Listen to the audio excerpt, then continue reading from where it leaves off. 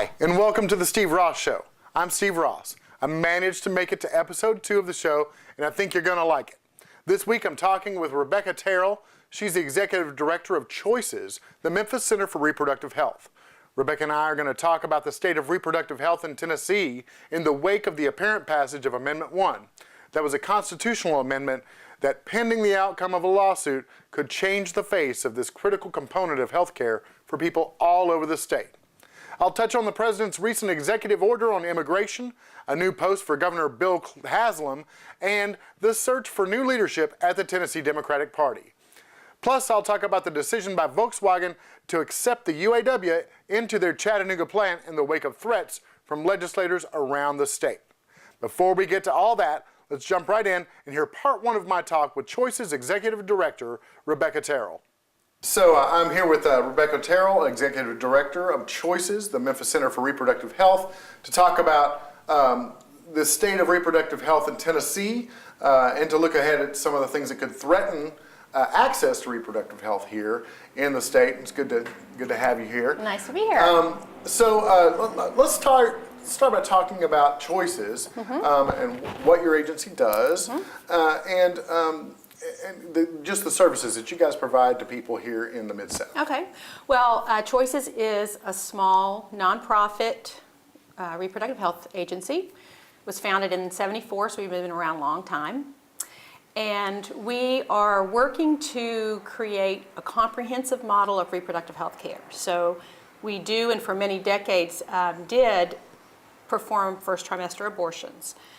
However, we've now expanded so that we are doing many more family planning services. We see men and women for sexual health exams, STD testing and treatment. We do have a fertility program, so we do inseminations for people that are having trouble having the family that they want. We do work with HIV positive patients and dealing with their reproductive health issues. We see a lot of gay and lesbian patients here. We do transgender hormone management, and we're just getting ready to launch a feasibility study to add prenatal care and birthing center to our services. It seems like reproductive health is a topic that's used as a political football by a lot of folks, right, who and mostly male politicians, it seems, who mostly for the purpose of restricting one small part of the topic, and that being abortion. Right. So, as the head of a provider here, can you give me a working definition of what reproductive health is? Well, I think you're right. I think it has sort of been used as code for abortion in some circumstances. What our goal is to expand people's understanding of the definition of reproductive health, because in reality, having a child is part of your reproductive health care, right? Dealing with painful menstrual cramps is a reproductive health. Getting your pap smear. Anything that has to do with the reproductive organ system is reproductive health. So it is not just about abortion. Right. It is about taking care of an integral system in your body, and we all have them, right? So this is just part of your health care. Part of that health care also is especially reproductive health care, is being able to understand and have ways to manage when you're going to have a child. Exactly. Right? And so, I mean, it seems to me that is also kind of a target. Some of the more extreme elements in this.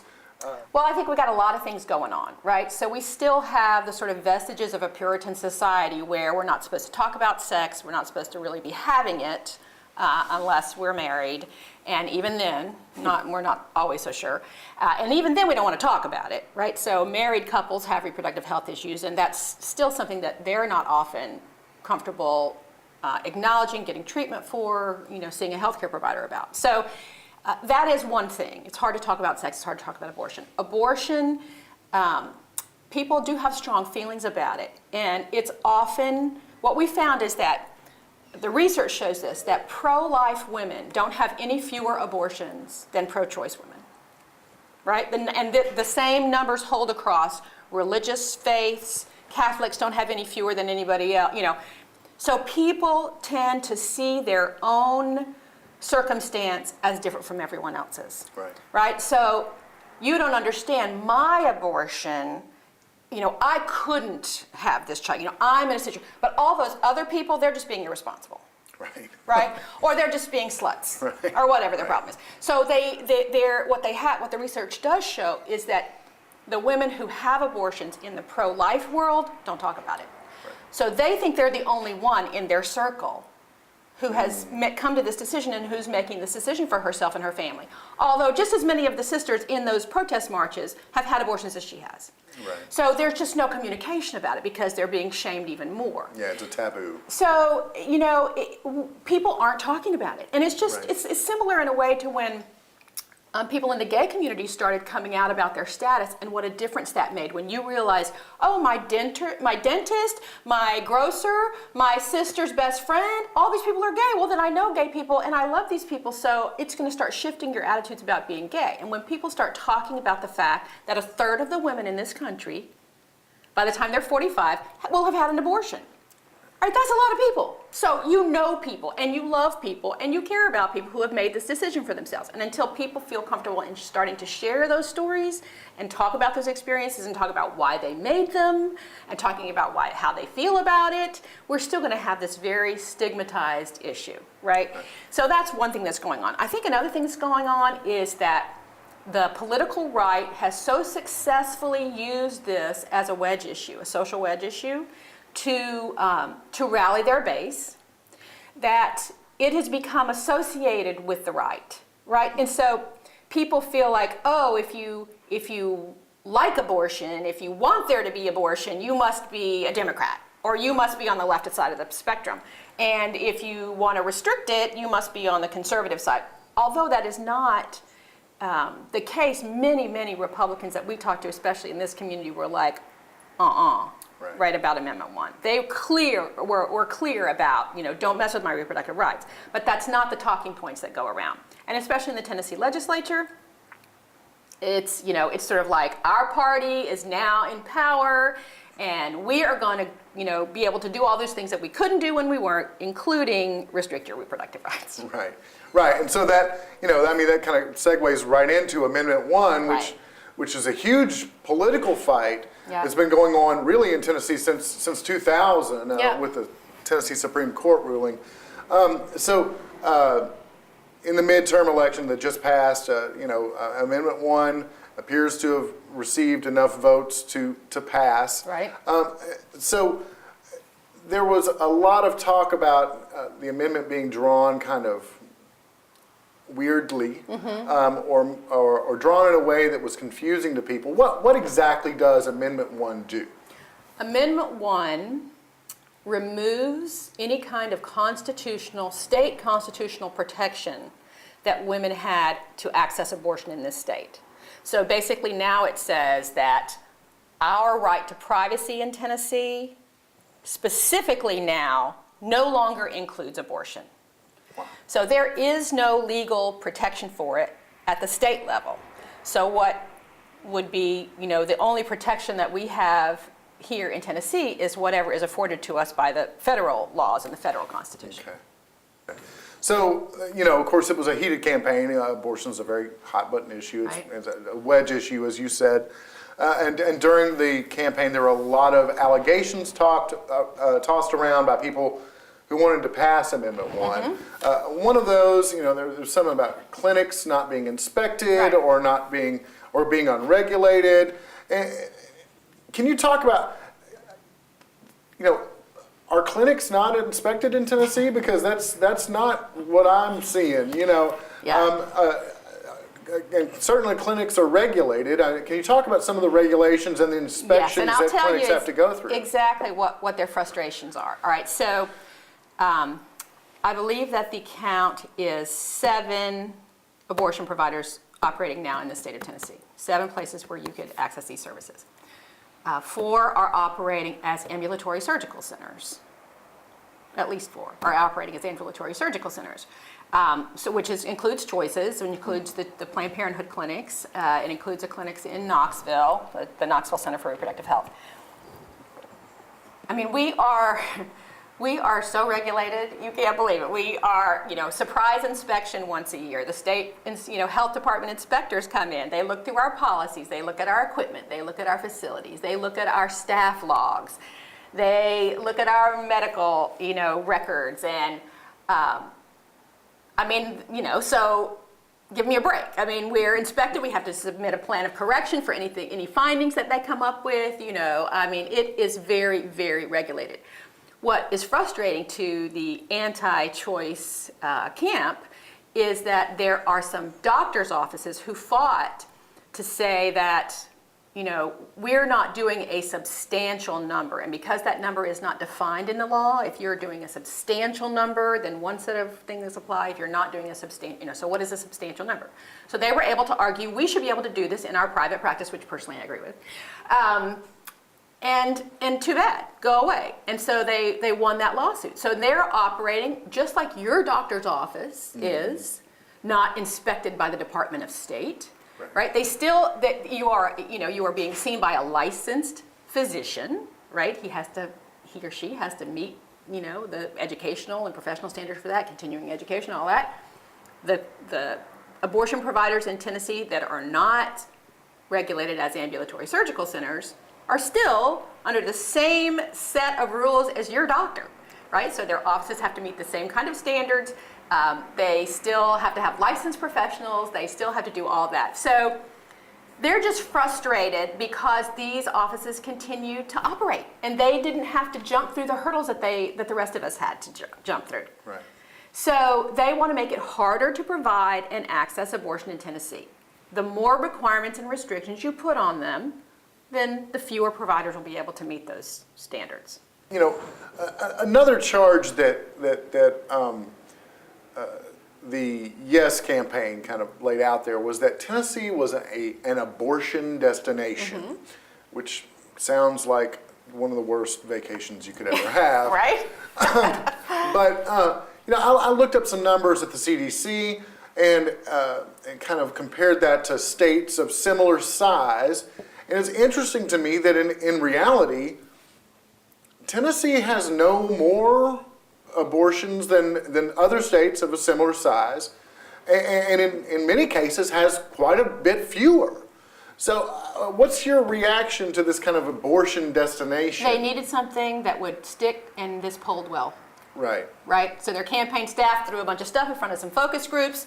People kind of had some sort of bad reaction to the idea of abortion destination, because what the heck is that? And so they used it. Right? That's all it is. It was a messaging tactic, and the numbers said this could get you some traction. So that's exactly why they used it. So, but as far as Tennessee being like the place to go to get your abortion service, people is not... go where the services are accessible, and we have clinics here.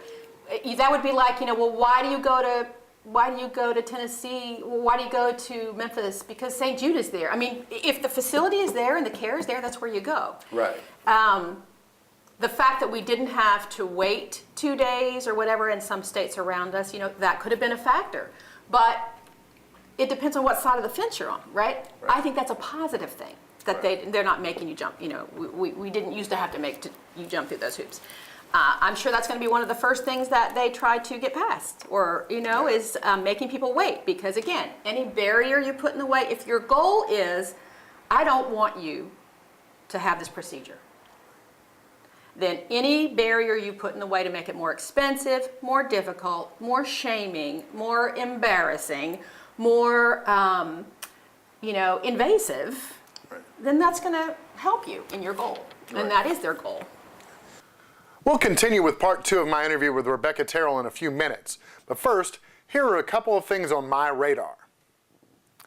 President Obama did what he said he would do and issued an executive order Thursday shielding 5 million undocumented immigrants from deportation. The order comes in the wake of continued inaction from the Congress on the issue. The president had a simple response to Republican complaints about the order. Pass a bill. I want to work with both parties to pass a more permanent legislative solution. Of course, conservatives started decrying the order before it was even passed, threatening legislative action to defund parts of the government and all sorts of other shenanigans.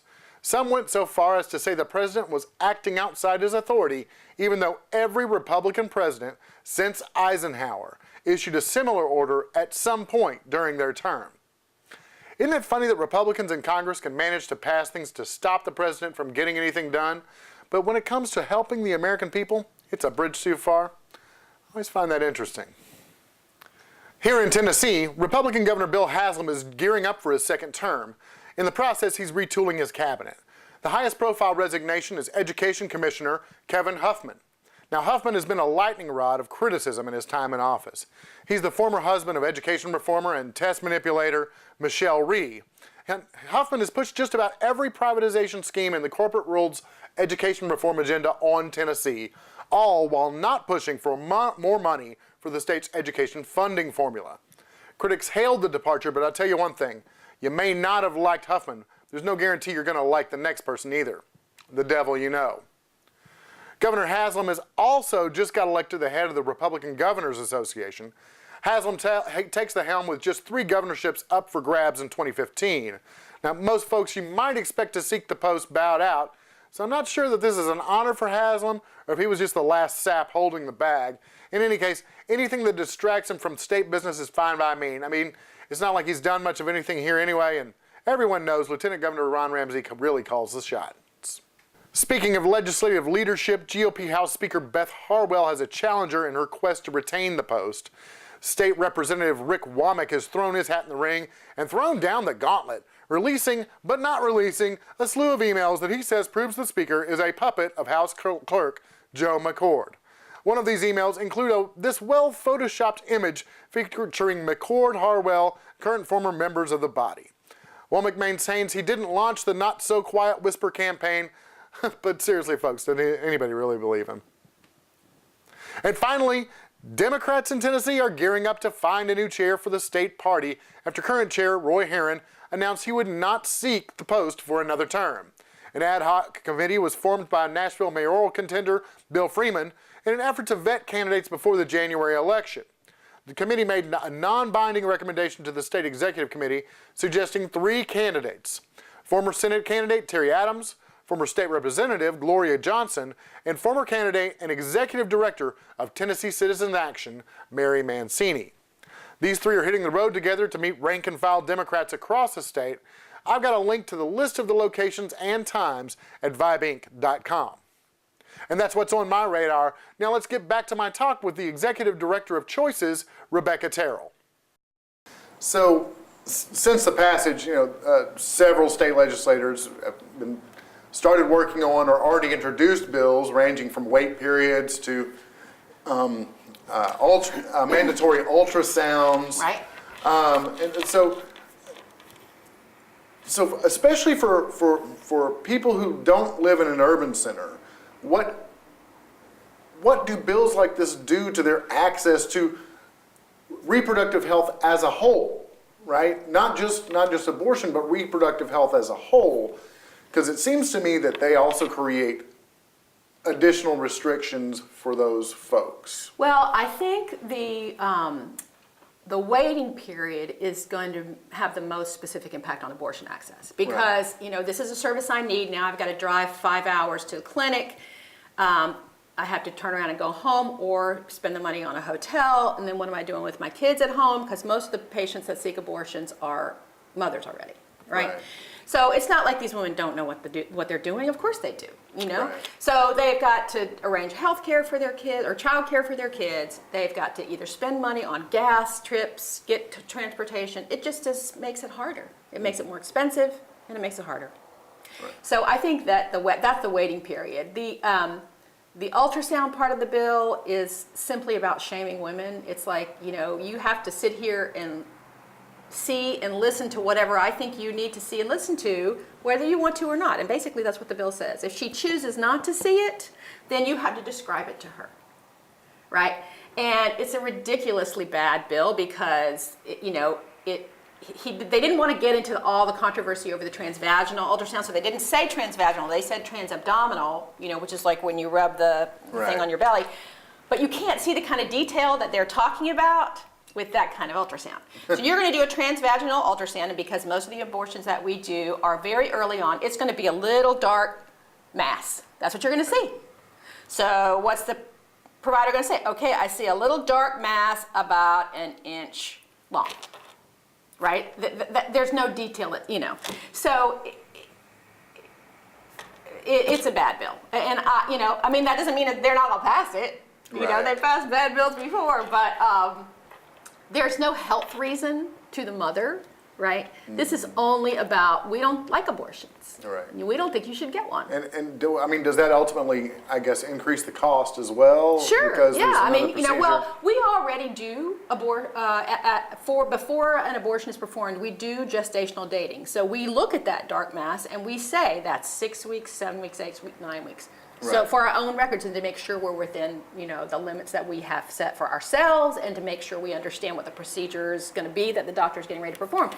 So that's not so much, you know, an issue. It's that right now we have women asked to see, because we also terminate very wanted pregnancies. Like a woman has come in and, you know, the baby has no brain or whatever, you know, and they're devastated.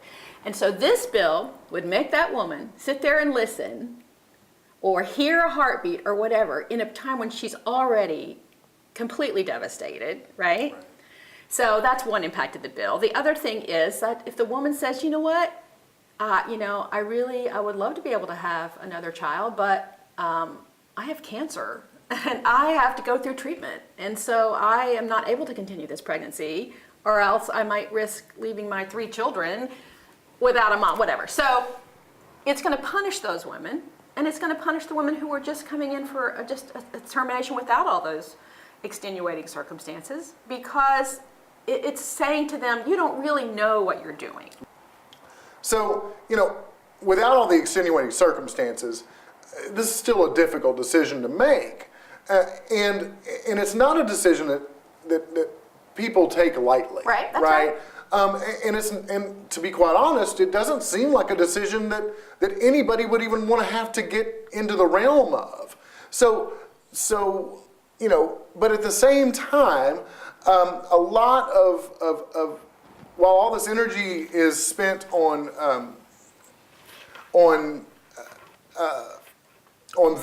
trying to prevent people Right. from having access to any kind of, you know, reproductive health service that they don't like, whether it be abortion or whether it be Birth the control. day after pill or whatever, Right. Very little effort by these very same people is spent on proven tactics to help decrease the number of unintended pregnancies. Right, exactly. Right? I mean, you go back to the George W. Bush days where abstinence-only bills were the thing, and what you saw from 1995, where abstinence-only kind of became a thing, Right. through today, is that the number of unintended pregnancies has increased dramatically. And you see it particularly in those states where abstinence only was adopted. Absolutely, right. And so it seems to me that Amendment 1 is just a stepping stone. And are you concerned that it's just a stepping stone to reduce other kinds of reproductive health options that are out there for both men and women? Right. Right? That in reducing those options, you're going to ultimately create more unintended pregnancies. Right. Well, I think, you know, the Hobby Lobby decision showed that it isn't just about abortion, right? So they're saying, and again, it's like in Texas when they're, you know, creating their own climate facts for their new textbooks. You know, they're deciding that, you know, an IUD is an abortifacient. Well, it isn't, and that's what the science shows. And what are you talking about, right? But they just decide it. They just say, oh, well, that's what I think. That's what I think. So I don't like it, so I'm not going to pay for it. And, you know, that doesn't mean the Tennessee legislature couldn't say, you know what, yeah, and we're going to start calling IUDs abortifacients. So, you know, that's going to be governed under, you know, abortion laws. And so you're going to have to be an ambulatory surgical center to put in an IUD or whatever. You know, they just make stuff up to fit their worldview.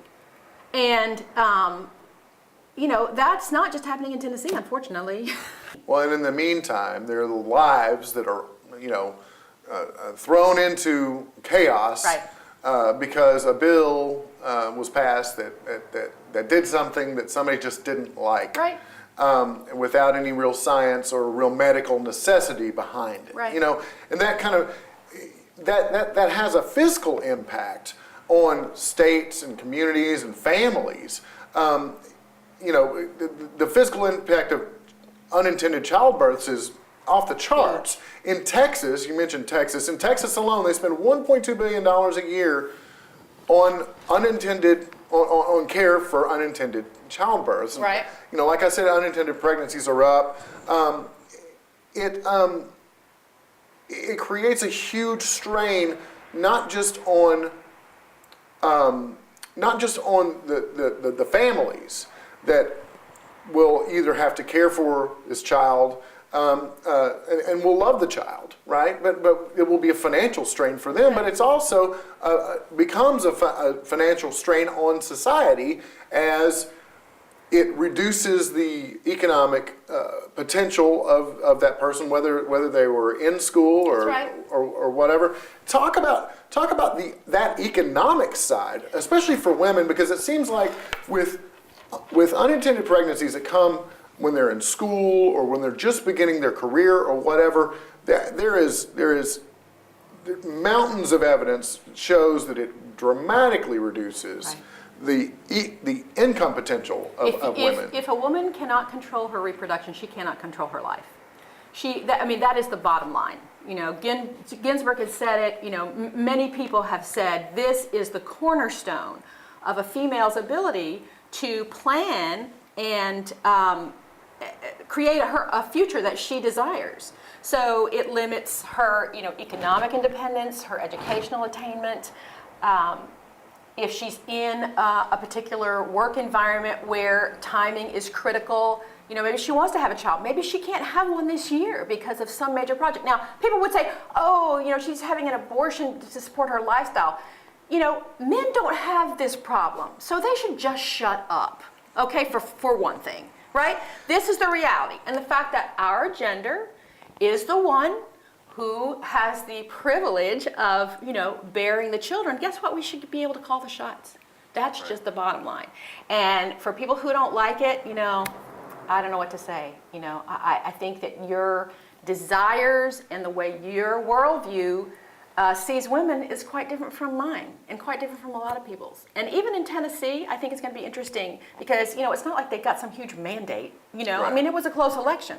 And I think when specific bills start coming through, right, so this Constitution was nebulous enough, this amendment was sort of like, what, I don't know. Oh, and they kept talking about, we just want reasonable regulations. It's just about the safety. We want women to be safe, right?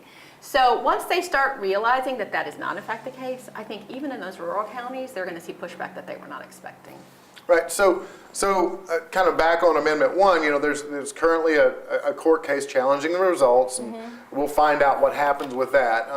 But putting that aside,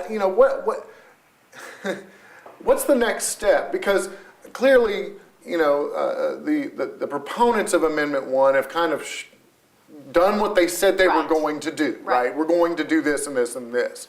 But I think that the big question for folks who are supporters of giving women options and kind of control over their reproductive lives, the question on that side is, what is our next step? Right. What's the next thing on our plate to kind of rally behind to hopefully either beat this back some or reverse it or whatever? Right. Well, I think the reality is that this is now the climate that we are operating in for the short, at least for the short term. Right. The advantage that we have of being a state that is a latecomer to some of these more intrusive restrictions is that we can see the results of those laws in other states. We know what happens. Right. So they aren't able anymore to say, this is about women's health, because we can say, okay, the data shows that women's health outcomes go down when these restrictions are passed. We don't have to imagine what the results would be. So we are going to fight with facts, right? That's all we got. We got the facts. And we can, when a bill is introduced, we have a statewide network now that's been growing over the last few years that can, talk to their legislatures and say, we don't like this bill, and here's what it's done in other states, and we don't want this for Tennessee women. Right. So, it's just going to be back to trying to make your case, trying to, go before the public, trying to make your case in the press, trying to say, women deserve access to these services, and here's the impact of these kinds of restrictions that are being proposed, and hope that, common sense wins out. Right. I think one of the things the elections results showed was the challenge of getting that message out in rural areas. All of the, with the exception of Williamson County, which is about as red as they come in the state, but all of the major counties in Tennessee were at least in favor, in some cases overwhelmingly opposed. Overwhelmingly opposed to Amendment 1. There were a few rural counties that showed a majority, but most of the rural counties that I saw anyway were in the 36, the no side was in the 36 to 44% range. How do you get that message out to folks in these rural communities that may not even get their news from Tennessee? Right. I mean, Right. the challenge with Tennessee is it's a very long state. It's also Right. very narrow. We're only 120 miles. Right. at So our the widest media markets point. cross states in That's many right. cases. If you That's go to right. Northwest Tennessee, you're in Missouri or That's right. Paducah. Yeah. And so it creates a challenge in getting any kind of statewide news up Right. there. Right. But particularly on an issue that's as sensitive as this. Well, I think that there's going to be several layers of strategy. Right. So I think that for Healthy and Free, for example, Healthy and Free Tennessee is a statewide coalition that we're involved in and have been building for a while. And so our goal is to reach out to members and contacts that we've been able to make in those rural counties and have a more personal relationship with them, right? So we now have staff for the coalition. We're able to go on road trips. We're going to have meetings in different rural counties, and we're going to say, what are your questions? What can we answer for you? What's on your mind? How are you concerned? How will this affect you and your children and your family? And it's got to be the boots on the ground. And I think that's where we're prepared to go, at least as Healthy and Free Tennessee. We're going into the rural counties and start really taking the message straight to the people and saying, how can we support what you want for your family? And how is all of this tied into the larger picture of, the governor's not expanded Medicaid, the job situation. I mean, it's tied into a lot of things, right? So our goal is to develop more personal relationships and to work on the ground. And it's going to be slow going, but I think that's the way that the movement is built. Right. Okay. Well, great. Thank you so much. You're welcome. Rebecca Terrell, You're the so Executive welcome. Director of Choices, the Memphis Center for Reproductive Health. You can find them at memphischoices.com. .org. Right. Thanks again. Thanks, Steve. That was Choices Executive Director Rebecca Terrell. I want to give her a big thanks for joining me on the show. Now it's time for my take. There's been a bit of a fight going on in Tennessee, a fight about government incentives and organizing rights for labor. A little over 5 years ago, Volkswagen opened a plant here in Tennessee. Now, VW is one of the few companies in the auto business that actively seeks to give its employees a seat at the table. The Washington Post reported the company thought that starting a works council at a plant would be just part of doing business here in Tennessee. So once the plant opened, VW's union in Germany started working with the UAW to get people signed up so that they could establish a works council at the Chattanooga plant. They got lots of people signed up for the union, but VW underestimated the depth of the anti-labor forces here in Tennessee. Tennessee Governor Bill Haslam dangled the carrot of incentives for expansion for the plant, $300 million in total, contingent on the company not working with the UAW to organize workers. At the time, VW had been talking to the state about expanding the plant to begin a new crossover, and that $300 million was going to provide new jobs here in Tennessee. But Governor Haslam said, if the union's involved, we don't want you here. So VW scheduled a vote. Anti-labor groups descended on the state and started scaring the bejesus out of workers. But the coup de grace was when Tennessee Senator and former Chattanooga Mayor Bob Corker declared that VW would only expand if the workers rejected the union. Ultimately, the union vote failed by just under 100 votes. The state gave the company the $300 million to expand, the anti-union folks packed up and went home, and everyone seemed happy, except VW. See, the Works Council is an important part of their corporate culture. They really want it to happen here. And while I would never wish that a company would pack up and locate elsewhere, there was some concern that VW would do that very thing, or at very least, choose a less hostile environment for their new car. Now, just over 6 months since the whole debacle, and with the state's $300 million safely in hand, the company is once again working with the UAW to establish a Works Council. So first of all, kudos to VW. They get everything they want in this deal. Governor Haslam and Senator Corker and a handful of local politicians also got what they wanted, a defeat for labor in the South. But that big win for Corker and Haslam, two Republicans that people around here like to think of as moderates, came at a cost for the 1,500 workers at the plant and didn't come without them exposing who they really are. Bullies who are more interested in ideological concerns than building real opportunity for the people they were elected to represent. History isn't kind to bullies. But more importantly, it shows just how out of touch they are with the plight of working people in Tennessee. Back in 2011, Governor Haslam said that Tennessee was an economic miracle happening right before our eyes. Unemployment was dropping at a rate higher than the national numbers, even if our overall rate was higher than the national average. Now, 4 years later, that economic miracle has stalled. Unemployment isn't going down, and the governor doesn't seem to understand why. His administration is paying some $300,000 per job to companies who are either cronies of his daddy's business, Pilot Oil, or friends and colleagues. But at $300,000 a head, you're not building jobs, you're building political allies. And that's the problem here. As long as we have leaders who are more interested in helping the guys with the big checkbooks over the guys who are actually doing the work, we're going to stay in the bottom half of just about every economic metric in the nation. It's time our state leaders start giving us lip service about economic development while they're writing big checks to their buddies and started showing us they care about regular Tennesseans. Now, do I expect this administration to do that? No, it's outside their character. But I hope people in Tennessee see what's happening for what it is, and rather than throwing up their hands and resigning themselves to the powers that be, take up for themselves and tell them enough is enough. Because that's the only way to shut down a bully. And that's my take. Please share your thoughts in the comments. And that's this episode of The Steve Ross Show. Thanks for watching. A special thanks to Rebecca Terrell of Choices for taking time to talk with me this week. I'm working on episode 3 as we speak, but with the Thanksgiving holidays, it could be the middle of next week before it hits YouTube. In any case, have a great Thanksgiving, and I'll see you next time.